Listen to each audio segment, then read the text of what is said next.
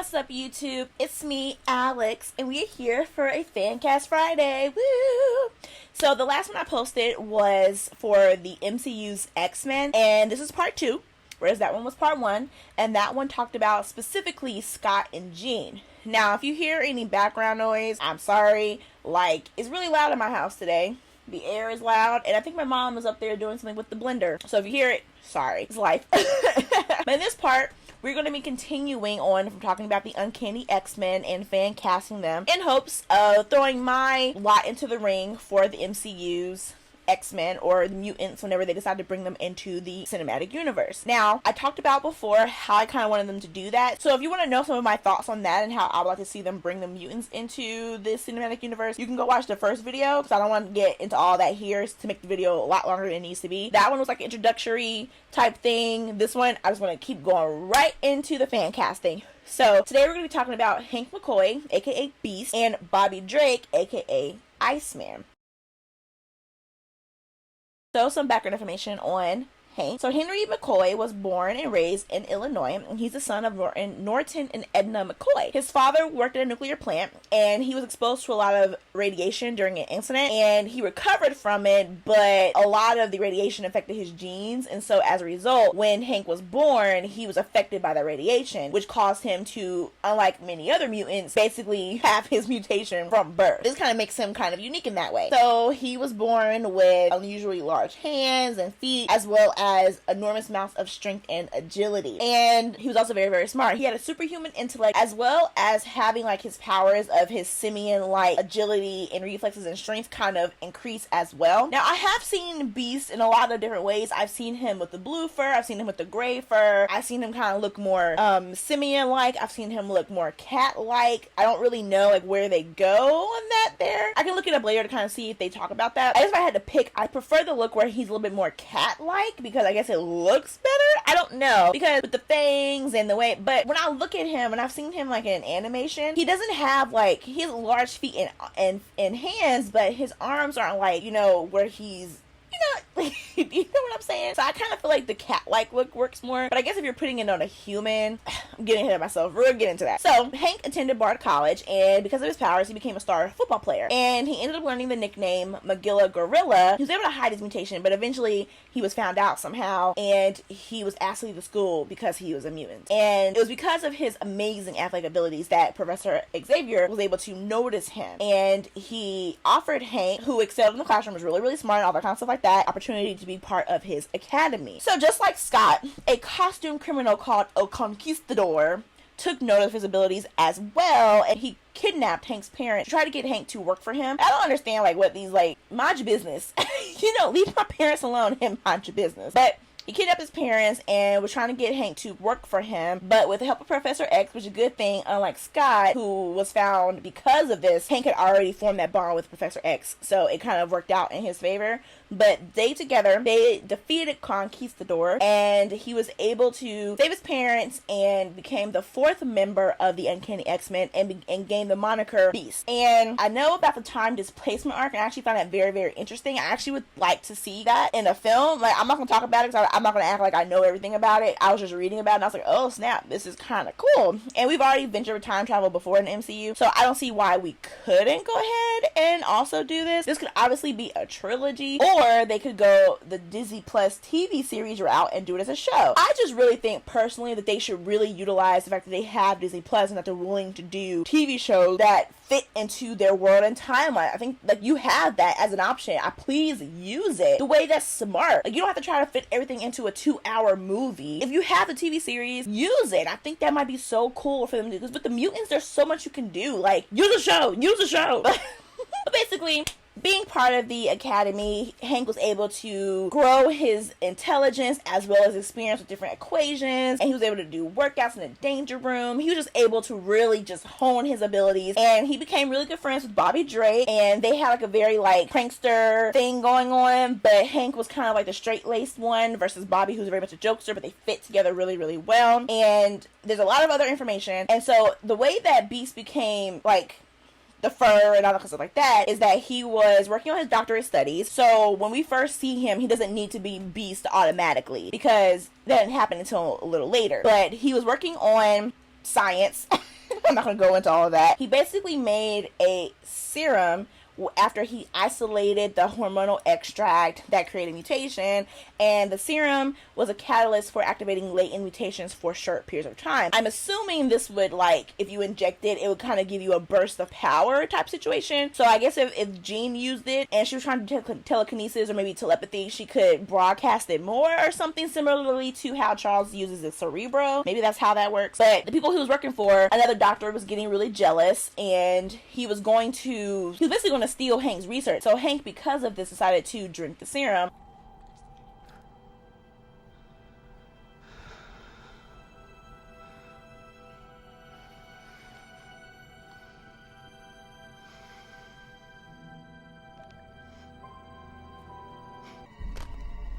No. Come on.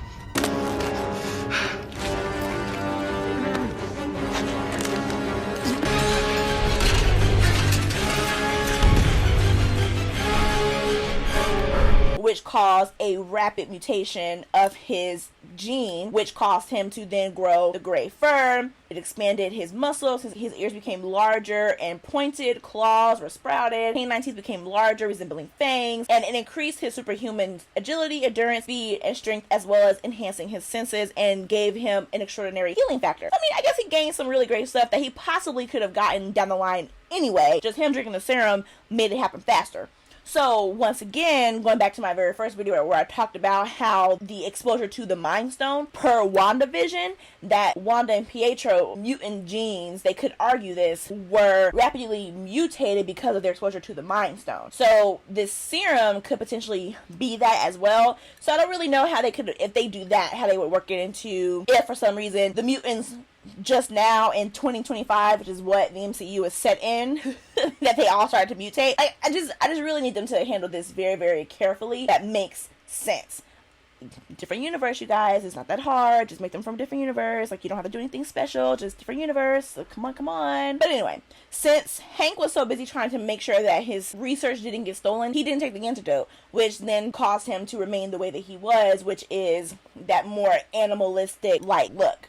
So he now really became Beast, and he tried to live a normal life, and Professor X and Jean tried to help him, but he refused their help, and just a lot of like things that happens when it comes to body dysmorphia. So I find Hank to be very interesting. I mean, I'm not gonna go further just because of the fact that I'm thinking of like their introductions and how that would work, and for like a first like official outing. So I'm not gonna go any further in his history there. But I mean, it's a lot of interesting things. Kind of really straightforward. He's very much a science guy, so he's like the brains of the team. So Hank is very much the Renaissance man. He is someone of the arts and letters and sciences. He's part of a very intelligent community, and the problem with that is like you're smart but you're still a mutant, so we're still gonna like curve you. And he just had this issue with his physicality even before he became the furry beast that we know him to be, just because of the fact that he had larger hands and feet and just his way his body was already. So he already had that kind of issue anyway. So he does a lot with like loneliness and rejection, which caused him to be a prankster, and also his clever wit, and of course having a brutish exterior. But he's very like literate, and he's eloquent, and he's probably the one that if they had to do negotiations,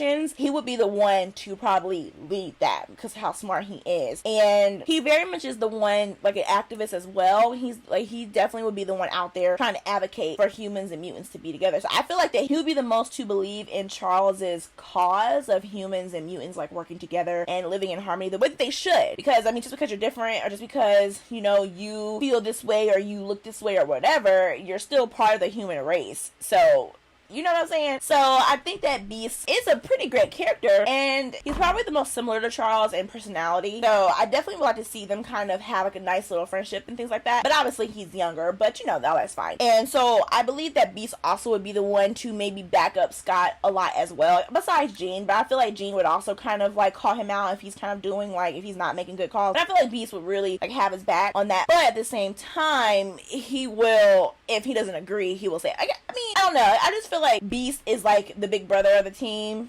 You know, I don't know if he's necessarily the oldest one, but he definitely comes off as the more mature one. So that's just how I feel about that. And when it comes to the movie versions of Beast, we've only seen him 2 times. He was played by Kelsey Grammer in X-Men The Last Stand, as well as Nicholas Hoult in the prequel X-Men movie. And honestly, Kelsey Grammer was literally perfect. Like, he, as the Beast, was extremely good at casting. The way he looked was amazing. Like, if there's anything I remember about that movie, I remember him, because his whole thing was just really, really good. And I just wish we kind of got to see more of him. And when he was like fighting at the end, he was kicking ass. I was like, yes. So I definitely think that having that kind of look, if they decide down the line to have him be more Beast-like, that he should look like that with that kind of makeup. Because on the other hand, we had literally different looks from Nicholas Holt's Beast in each movie that he was in. Because in X-Men First Class, he was human. His feet were just weird. He didn't have different hands. He literally just had different feet. And I don't remember him being particularly strong. I guess we just never really saw it until he turned into the Beast. But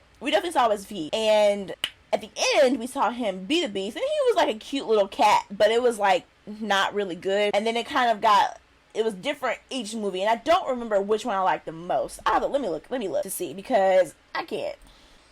Like, I couldn't really find like a timeline of looks, so I probably have to like literally look at each picture from each movie and hopefully like put them here for you to see. But I think from looking at it, I think besides Kelsey Grammer's look, that his look from Dark Phoenix is probably the best one. But they're all pretty terrible, personally. So, but you know, whatever. So, like I said, Kelsey Grammer was great. We did see a ton of him for me to be like, oh my god, this is what his character was like. But we kind of got the gist. He was smart. He was an activist. He was kind of like very much like an accomplished man. Like, he definitely felt like, oh, this man is important. That's what he felt like.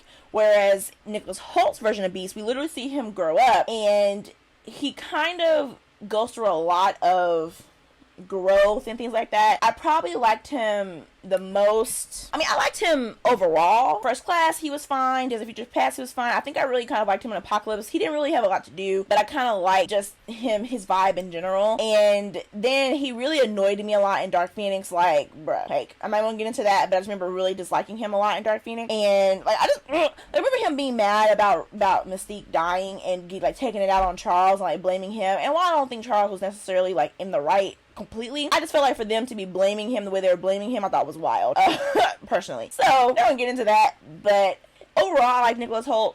He obviously got to be Beast way longer, and I definitely think that he kind of made the character his own. And I think Nicholas Hoult is very, very likable in general, but that Dark Phoenix, I just couldn't. Like, I was ready to punch him, because, like, I could not. So, in X-Men Evolution, which is what I was officially introduced to him in, I remember him being like a science teacher. He was a big guy, but a science teacher, and some stuff happened and whatever, but he did of course turn into the blue man. He was like blue the entire time, and he was great though. Like, he was very funny. He had a very like likable personality, and he was very kind to all the students, and he was very warm and friendly and things like that. But obviously when you're affected by anger, he obviously has like basically a rage out moment, which is, you know, whatever. So I definitely just remember really liking him a lot in X-Men Evolution. So, with my fan cast, I was definitely thinking of people who I thought could play, obviously, the physicality part of Beast, but as well, if they decided to do the blue look or gray look, whatever they decide to do early on, they would look good in that look, as well as trying to find people who I felt were kind of hairy, low-key, and who just kind of had this sad and somber, yet very kind, warm-hearted, intelligent feel to them that you feel like when they enter the room, you can't help but to look at them. I feel like Hank has that ability. I don't necessarily think he's this like nerdy guy. I just think like he's very smart, but he commands the room, and that's what I think that he should have. So the 3 actors that I chose, because once again, reminding you, I did it in 3s. I did a teenage version, a young adult version, and an adult version. So obviously my teenage version, or if they do, I guess, college age, because obviously he was in college when he was recruited. I mean, he could play high school football. I chose somebody who I thought could handle that kind of awkwardness that he kind of had to deal with, but also be like really kind of smart and things like that. And so I chose Zachary Gordon, who I most know from the Diary of a Wimpy Kid movies. I haven't watched them, but I've seen like clips and I've watched interviews of him, and I really kind of like his energy. He's very like kind of like quiet, but he comes off very kind and warm. And I feel like that his dark hair, his dark eyes, and his features, that if they did go ahead with the blue look, if they did the makeup as opposed to trying to make his face look like feline, they did with Nicholas Hoult, that he would be able to kind of hold it well. I mean, I don't know. I guess it really just depends on how they decide to do the makeup. Either way, I think he would look really good in that. So I chose Zachary Gordon for teenage Beast, and I feel like that he would work really well with my choice of Bobby, of the young teenage Bobby. And I just feel like that Zachary Gordon has that kind of feel where it's like, he comes into the room and everybody's always going to want to talk to him because he's the one who understands everything. He's the one who has probably a good outlook on things. And I feel like that he's the one with the most level head. Like, he may get angry, but I feel like he may have the most level head. I feel like Zachary Gordon really does that very, very well. My young adult option for Beast, I've actually had this one for a really, really long time. A lot of people have suggested this actor for Wolverine because, for one, I think it's because he's short and hairy. And honestly, if it happened, I'd be fine with it. I think he's a great actor. And obviously my introduction to him was Harry Potter. So, of course, Daniel Radcliffe is who I chose for a young adult Beast. I do believe Daniel Radcliffe was in his 30s, but he still kind of has like a young feel to me. Like, I feel like if Beast, I feel like he's a little older than everybody else anyway. So I feel like, I'm looking up Dan's age, make sure. He's 31. And I feel like that he could be a little older than everybody else and be fine. But I feel like Dan has the same thing about Zachary Gordon. He's kind, he's funny, he's kind of awkward. You like him. And I think that's a good quality for Beast to have. And I think that Dan has that really well. I mean, obviously, he was Harry Potter, which, is iconic. And I've seen other movies with him, and I think he's a very, very good actor. He's very funny. And I've watched interviews with him, and he's very endearing. I think he'd be perfect. And I feel like he also would really, really do a good job with the Beast look. Like, because obviously he's around the proper age for if they did do that look. I think he'd be great. Like, oh my God. And for my adult Beast, I originally had a different actor for him, so I chose Oscar Isaac. And I thought Oscar Isaac would be a really good option for Beast as well, but then Oscar Isaac was cast as Moon Knight for the Moon Knight TV series. So because of that, I had to drop him and try to find somebody else to replace him, and it was really difficult to do that. But I ended up choosing Luke Evans. Both him and Dan obviously are both British, but I think they both have done well doing American accents. I mean, not that I think it matters. I think that Hank could be a British transfer student. I mean, it doesn't really matter. But I feel like Luke Evans would do a really, really good job. He also has the same kind of warm-hearted, kind of like endearing thing about him. Like, he does his puppy dog eyes really, really well. But he also can be a bit pompous, as I've seen in other things, as well as him, obviously, as Gaston in Beauty and the Beast, which was really, really fun. But I think he'd really be able to handle that. And he also comes off very, like, regal and proper and smart. And I think all of those things where he would be an advocate, especially since Luke Evans is 42, and he would be the older Beast, so he obviously would have been doing this for a really, really long time.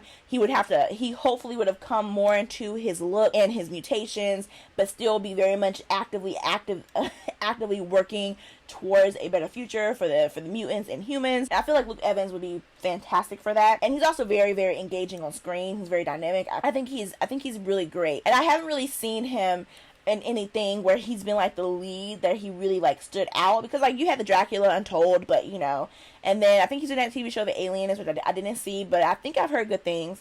And of course Beauty and the Beast and Lord of the Rings. And I first met him because I thought he was Orlando Bloom in the Three Musketeers movie some years back with Logan Lerman, and I was like, is that Orlando Bloom? But then I saw Orlando Bloom in the trailer and I was like, wait, I'm confused, who is this guy? And Luke Evans, I thought they look alike to me sometimes, and they ended up being in The Hobbit together. Crazy. But I definitely think that these three actors would be able to play Hank in very similar but different ways. Engaging, smart people, somebody that you want to be friends with, but dealing with the loneliness and rejection that he may feel, as well as any type of rage that he feels for his differences and how that he's the beast but not the beauty and all that kind of stuff like that. I think would be really, really great from all three of these people. Oh my gosh, I think it would be amazing. So, for my honorable mentions, I don't particularly have any teens. I believe the only teen that I really, really thought of for Beast would be David Mazouz, who plays Bruce Wayne on Gotham. And he kind of just has a similar feel to me as Zachary Gordon. I actually really like him. I don't watch Gotham, at least not right now. Something about that kid I really, really like. And I think that he would be a really good Beast too. So, he's my honorable mention for a teenage version of Beast. But for my young adults, I have Stephen James, Will Poulter, who would be great, and Aldrin Ehrenreich, who I think would also be great as well. Stephen James, of course, would be great as Beast. And then for my adult Beast, I chose Joe Edgerton, Jason Clarke, and then Nick Offerman, who I feel like out of these 3 guys, he would be great. Like, definitely a different kind of field of Beast. Kind of, I feel like he would be more similar to the Beast that I remember from X-Men Evolution, but I feel like he'd be great. So, yes, him. I want to note before I move on to Bobby that I did find this article, which I'll link in the description box, that talked about the differences of Hank's look. Is that basically he turned gray after his second mutation when he took the serum, and then basically why he ended up blue was that he notices that his gray fur is starting to turn black. However, because of his dark blue coloring being used to represent black at the time, the artist on the book ended up coloring the Beast blue. And that coloring mistake would become a permanent fixture for the character, and he's been blue ever since. He looks like his gray form, but the only real difference is his fur's color. This is the article that I found the first time. I just couldn't find it again, but I'll definitely link it in the description box so you can read for yourself. It's very interesting stuff, talking about his costume, his look, his humanoid look, the cat Beast, the gorilla Beast, the demon Beast, and all of things like that. Really interesting read, so look for that in the description box. Now, moving on to Bobby. Robert Bobby Drake. He was born in Floral Park, Hempstead, New York, to William Drake and Madeline Bass Drake. He was Jewish on his mother's side and Irish Catholic on his father's side. He discovered his mutant abilities at a very young age when he found himself unable to stop feeling cold and shivering. Cold never bothered me anyway. But basically, what ended up happening was a school bully kept bothering him, and he convinced his gang to attack Bobby and Judy Harmon, who was his girlfriend at the time, and Bobby ended up panicking, and he ended up encasing Rocky in ice while saving Judy, but also revealing his powers to his peers. So they all thought that he was a dangerous mutant, similar to Scott, and the people of the town organized a lynch mob, because yes, we're just going to try to attack people who we don't understand, who are different from us. Yes. That's how things end up going well. But so they broke into his house and overpowered the Drake, and the local sheriff noticed that things were getting out of hand, so he took Bobby into custody in order to protect him. And of course, this ended up being found out by Professor X, which caused him to send Scott over to recruit Bobby. But Bobby turned him down, and they got into an actual fight before the mob caught up with them. So yeah, I'm going to send you to go get this kid to bring him back to the school. So yeah, I'm here to recruit you for this school. You want to join me? Nah, I don't want to. Forget you, man. Oh, what? We're going to fight. Boys. So, the mob ended up catching up to them, and they were literally stringing them up. Okay, they were literally stringing them up to hang them. When Professor X showed up, he ended up erasing all their memories, and so Bobby was, of course, grateful that he decided that he wanted to be similar to Scott. And he enrolled in the school, and he became the second member of the X-Men. So Jean was there first, and then Scott, and then Bobby, because Hank was the fourth, so Bobby was recruited by Scott, so Bobby was third. But he was the second member of the X-Men. So he learned how to control his powers as Iceman, and he wanted to protect the world, even though they feared and hated him alongside his teammates, Cyclops, Angel, Beast, and Marvel Girl. Bobby and Hank ended up becoming fast friends, and he always remained self-conscious, though, because he was the youngest member of the group. But his lighthearted demeanor really led to a lot of disasters on the team. He had a hard time controlling his abilities. Like, he was able to, but not, like, the best. And sometimes it caused him to overcompensate a little bit. So in the beginning, because of his rudimentary control of his abilities, he looked more snowman-like, but later he was able to kind of master that transparent ice look that we all know him to have. So obviously Bobby has a lot of like adventures as well as everybody else does, so that's just the basics for him. So most notably recently is that Bobby has recently come out as part of the LGBT community as gay, and I don't know when this exactly happened. I'm not sure if it's something that was planned from the beginning. I don't really know like what the history of that is, but I do remember reading that his past counterpart and Jean Grey from the past, I guess they managed to travel to the future, or he ended up traveling to the past, I don't know. And they confronted him about it, I guess. Caused him to, I guess, officially come out, not really sure. But he has had male love interests, there's at least a few. I think Pyro is one of them, who was his friend in the X-Men movies with Sean Ashmore. Was that his name? Was his name Simon? I feel like his name was John. I don't know. It doesn't matter. I don't like him anyway. He has had female lovers as well, but I do think that when he came out as officially gay, which is cool, and I hope that that's included for his character. So his personality, he's a funny guy. He plays pranks. Him and Hank get along very well because of that. He comes off as the youngest, and which causes a lot of self-consciousness for him because everybody else is older. He probably feels like, oh snap, I can't but with these people. But I think that's why people like him so much, is because of that. I remember him briefly from X-Men Evolution. I feel like he kind of came a little later. I don't really remember. He definitely wasn't part of like the main group when we first meet them. I think he came like in later seasons. But I mean, he was sweet and he was carefree, like, you know, a fun-loving kid who was very useful. And I do believe he ended up becoming like the leader of his like secondary X-Men team later on, which obviously shows his leadership abilities. So I thought that was really cool for them to include that. And he of course was considered a jokester, which is unfortunate because him and Hank obviously weren't the same age. Hank was a teacher and Bobby was a teenager, so I don't remember them interacting that much, to be fairly honest. It might have, but I don't remember. But he could be considered a class clown, which could get him in trouble. So I can imagine them like training and he's like joking around and everybody's like, hey, Bobby, like, come on, we're being serious here. So I can definitely see that be a thing. In the movies, we only have seen him one time, and he was played by Shawn Ashmore in all of the original X-Men movies. In the first one, he kind of had a small part. I believe we only saw him a few times, and the one time I remember him really interacting with Rogue, who they made his girlfriend in the movies, was when Mystique was portraying him to get Rogue to run away. And then the second one, he had a larger part, and him and Rogue were definitely together, and they had a whole thing. I mean, they were cute. I liked him just fine. He was he was too serious, though. In a movie where everybody was pretty much serious a lot of times, I feel like he was a missed opportunity to not be serious, especially with him being young. So Shawn Ashmore was great, but I feel like he could have been more charming and funny than what he was. And then in X-Men Last Stand, I just remember him like flirting with Kitty a lot. Like literally, like you went ice skating with her. Your girlfriend is right upstairs. Bruh. Just for them to get together like in Days of Future Past? What? Oh man. I don't also recall if I thought that Shawn Ashmore and Elliot Page had much chemistry then either. When I rewatch those, we'll see. But I don't know if I thought that they had any really good chemistry. So whatever. So for my choices, again, teenage, young adult, as well as older. My teenage version was a kind of a hard look, and I've kind of gone back and forth on him quite a bit since I found this other kid, but I think I'm gonna stick with my guns here, and I chose Garen Stitt. Now, I know him mostly from Andy Mack, the Disney Channel show, which I didn't really watch, but one of my friends mentioned that show because I was thinking of him for another fan cast, and I was watching a couple of clips of him, and he really kind of made me laugh, but he was kind of corny, and he kind of was really like cute and endearing, and I just felt like a lot of Bobby feelings from him, and I feel like Garen Stitt would be a really, really good option. And he's young, and he comes off as kind of like, with my other choices for my characters, I feel like he could come off as the youngest one, as well as being impulsive and maybe kind of hard to manage out on the field.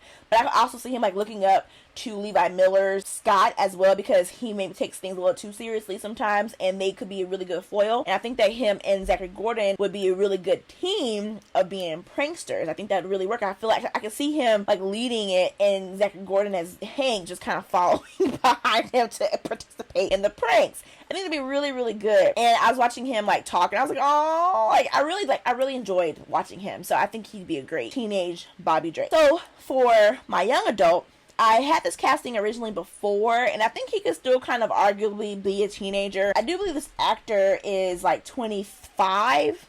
Oh, he's 27. Excuse me. So he still sometimes looks like a high schooler to me, but not all the time. And that is Brandon Flynn.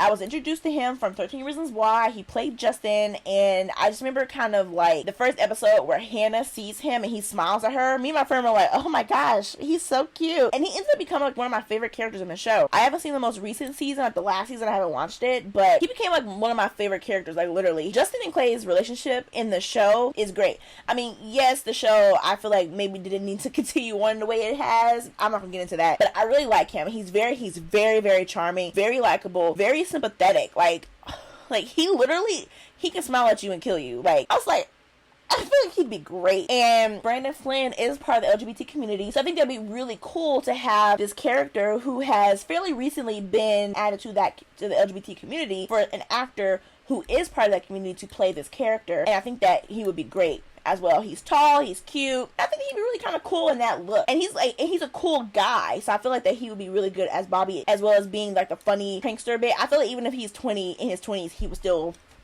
had the personality. And I can see that him and Graham Phillips, him still kind of admiring him in a lot of ways, but still trying to figure out, like, how do I fit on this team? And as well as him and Daniel Radcliffe being really good friends, too. So, Brandon Flynn.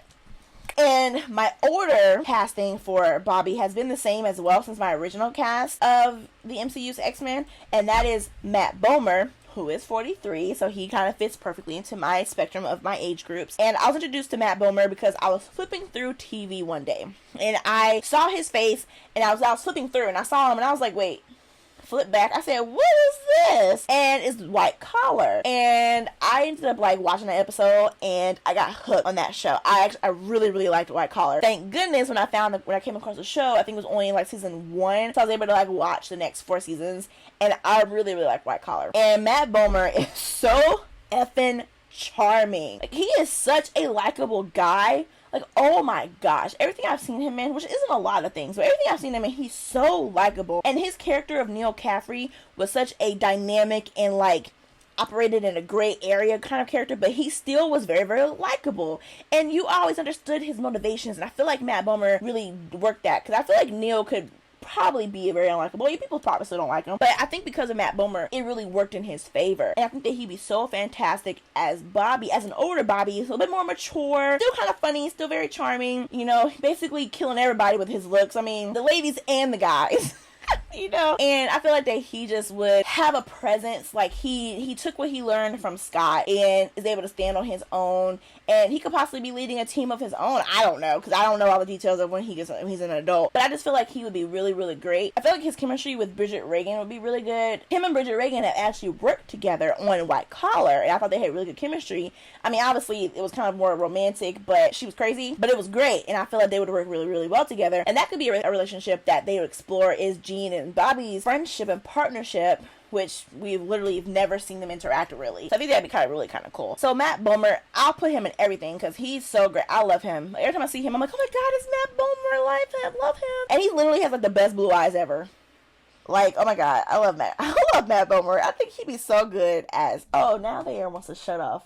I could have waited on this video till after the air cut off, but time waits for no mouse. Matt Bomer, I think, would be a fantastic Bobby Drake as an adult. And I think that he would have a lot of fun in this role. He would look really good in that ice look. And I feel like that he would just be, like, if they had, like, a reunion, like, all the original team get back together and they have a reunion, that he just would be, like, the life of the party. Like, I love Matt Bomer. He's great. So, my honorable mentions for Bobby, I have Levi Miller, who I obviously chose for Scott, but I think he would be a good Bobby too. Ricardo Hurtado, who I recently came across, and I was thinking of him for a different character, and I kept going, he's giving me Bobby vibes though, because I was really trying to figure if I could put him as the other character, but I was like, he's really giving me Bobby vibes. I need to make him Bobby, but then I was like, I was considering switching Garen for him, for teenage Bobby, and I was like, I don't know, like, he could do it, but I feel like that Garen kind of fits it better. I was really going back and forth a lot, and this literally was like the other night, so I was like, okay, so I'm gonna put him as honorable mention, but I really, really like him. So he's like the top of my secondary list for Bobby as a teenager is Ricardo Hurtado. Like, I don't know, something about him in his interviews, he just had a very nice, like, kind of fun and life of the party energy, and I thought it was great. So yes, Levi Miller, Ricardo Hurtado, and Griffin Gluck, who I sometimes find myself not always liking, but he's kind of also charming his own way. And I think that he'd be a good Bobby, teenage Bobby as well. A little awkward, but I think it works for him. And then for young adult Bobby, my other choice, who is my secondary choice next to Brandon Flynn, is Dylan O'Brien. I, of course, knew him from The Maze Runner, and I knew he was in Teen Wolf, but I hadn't seen any of those things until fairly recently. And I just remember when I watched Maze Runners, I had to listen to the book. Fantastic book series, by the way. The movies, it's a shame that the first one was great and the second two after were not. But he is great. He is so funny. He is so charming. And I was like, oh my god, I really like this guy. And then I watched Teen Wolf, and Styles is like literally my favorite character in that show. And I was like, this guy is great. And then Love and Monsters, he was great in that. And he was in this movie called American Assassin, which I also really enjoyed. I really like him. I like him quite a bit. I was very surprised how quick I ended up liking him, since I was just introduced to him officially like 2 years ago. Like, during quarantine is when I binged Teen Wolf. So crazy. But I think he'd be a really, really good Bobby as well. But I definitely kept Brandon Flynn as my top. But Dylan O'Brien is like literally here. He's like here for me, for Bobby. And then I chose Colton Haynes, who I don't like as much. Something about him I don't really like, but I feel like that he could be kind of a good job if they made Bobby a little bit more insufferable. but I think he'd fit. And then Charlie Rowe, who I was introduced to him when he played Peter Pan in the Sci-Fi Neverland little miniseries. It was my first time seeing him. And then he was in this show that I was really mad got canceled called The Red Band Society. And I liked him a lot in that too. And very upset it got canceled. And I think that he would be great from what I remember of him. And I watched an interview with him recently, and I was like, oh, okay, he's cool. I like it. So I think he'd be a good young adult version of Bobby as well. I didn't really have any adult versions of Bobby that I liked. No one really stuck out to me because I think Matt Bomer's so perfect. So I don't have anybody, but if you definitely have somebody who you feel like would be a great Bobby Drake as an adult, please let me know in the comments below. I'd love to hear your thoughts, because I may be like, you know what, that's great. I didn't know why I didn't think about it before. So please put them in the comments. So I think Hank and Bobby are a very good friendship, and I hope that if they do the Uncanny X-Men, that we get to see more of these two together, so we can see that friendship, that nice good bromance, especially with you have a character who is usually a canonically straight character and someone who is now part of the LGBT community. I think it'd be a really cool friendship to see, because you don't really get to see that a lot, where you have a straight male and a gay male as friends. There could be a lot more out now, I just haven't come across them yet, but I think that's a really cool thing to include in a superhero movie that's going to be absorbed by the mainstream audience. I think that'd be really good, as well as just the fact that you have two very different characters, one who's very intelligent, driven, smart, eloquent, things like that, and someone who is like the class clown and a little immature, trying to be as good as everybody else. I think that's a really good dynamic, no matter what age group you get. Obviously the older versions would probably be a little bit more mature, but I feel like that dynamic will still kind of always remain, but I think that'd be really cool to do. So my teenage versions of Hank and Bobby are Zachary Gordon and Garen Stitt, also low-key Ricardo Hurtado. And young adult versions are Daniel Radcliffe and Brandon Flynn, also low-key Dylan O'Brien. And my adult versions of Hank and Bobby are Luke Evans and Matt Bomer. So what do you guys think of my fan casting? Let me know your thoughts. Do you agree with my picks? Do you disagree with my picks? Let me know in the comment section below. I would love to hear who you would cast as these two characters. Of course, you can cast whatever X-Men character you want to cast, whatever mutant character you want to cast. Let me know your thoughts. But definitely highlight Beast and Bobby on this particular video, since that's what I talked about today. And I hope you guys enjoyed this one, and I hope to have part 3 out soon. And again, do not forget to like, comment, and subscribe. Hit that bell for notifications, and check out my other videos, because they're there for your enjoyment. And I appreciate all the views, all the likes, all the subscribes. Keep doing it, keep sharing. I really appreciate it. So as always, I will see you in the next video. Bye.